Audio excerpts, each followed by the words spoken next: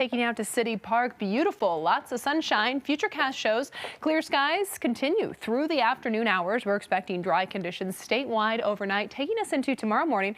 Plenty of sunshine to kick off your day, and then a few high passing clouds after the lunch hour tomorrow, but no moisture to speak of. Today, we are looking at 50s across the plains, 30s and 40s up high, so a little bit cooler today. We'll drop down in the 20s and 30s overnight with some teens mixed in up in the high country, and then tomorrow, look at that rebound. Back to the 60s and 70s here in the Front Range, but up in the mountains will be mild. We're looking at the mid-50s in places like Steamboat, 50 in Vail, and 53 in Aspen. Tomorrow, first alert weather day for high fire danger.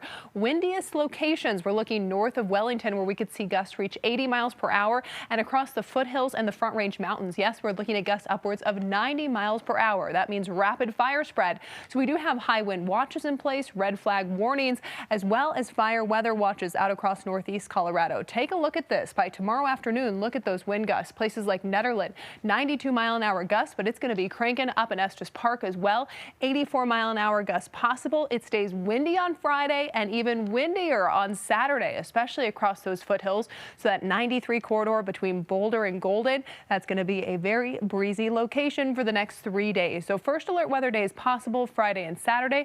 We get a break by the time we get to Sunday, 43 degrees, and we're looking at a little moisture move in. But look at this. Next week, we are warming up. Yeah, we're looking at 80 degrees by the time we get to Wednesday and Thursday. Michelle, flirting with breaking a couple of records. So nice to see a little bit of moisture come our way, but then we warm right back up.